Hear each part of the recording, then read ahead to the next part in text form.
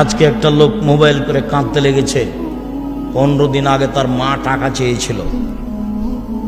ও ধারণা করছে আমার মায়ের কাছে কেউ টাকা পেত, সেই জন্য আমার মা টাকা চেয়েছিল।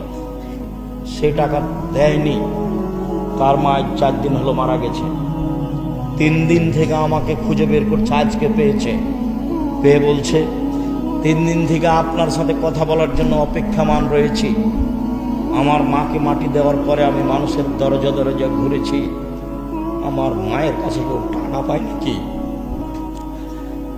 আমার মা আমার কাছে 20টা টাকা চেয়েছিল, 20,000 টাকা চেয়েছিল।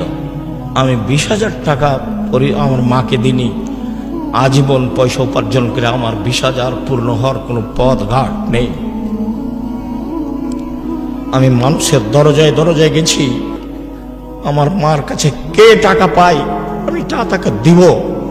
আমি এখন পর্যন্ত 10-15 হাজার টাকার খোঁজ পেয়েছি। আব্দুর রাজ্জাক সাহেব, আমি যে টাকা দিইনি সেজন্য কি আমি গুনাহগার? এই কথা আমাকে বলছে। আমি আর কি বলি? আপনি কেমন আচরণ করেছেন সেটা আপনার ব্যাপার। বাপ মা টাকা চাইলেই না থাকলে কোথা থেকে দিবেন? কেমন দিয়েছেন না দিয়েছেন সেটা আপনার ব্যাপার। এখন এই পথ বন্ধ করেন। দিন রাত আল্লাহর কাছে কান্নাকাটি করে বাপ মায়ের জন্য ক্ষমা চান, তার নামে দান খেরাত করতে থাকেন। শেষকালে বয়স বেশি হলে সঠিকভাবে কথা তারা বলতে পারে না। পৃথিবীতে মানুষ হিসাবে সদাচরণের হকদার সবচেয়ে বেশি কে?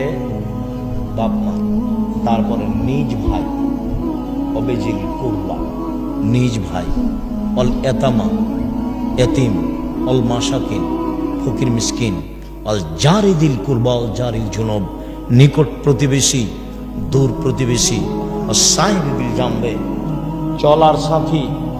জীবনে কোনোদিন গাড়িতে উঠে কারোর সাথে ঝগড়া করবেন না, রিক্সায় উঠে কারোর সাথে ঝগড়া করবেন না। আপনার মোটর সাইকেল খুব দামি, আপনার গাড়িটা খুব দামি, একজন লোকের ভ্যানে লেগে গেছে, একবারে গাড়ি থেকে নেমে মেজাজ দেখায়েন না। গাড়ি পাল্টে আল্লাহ দিতে পারে। দেশের নেত্রীর বয়স যদি 45 মিনিট হয়, তাহলে আপনার গাড়িরও বয়স 3 মিনিট হতে পারে। মানুষকে উপেক্ষা করে জীবনে কোনোদিন কোনো কাজ করেন, আমার অনুরোধ থাকছে, আপনি আমার দিনী ভাই।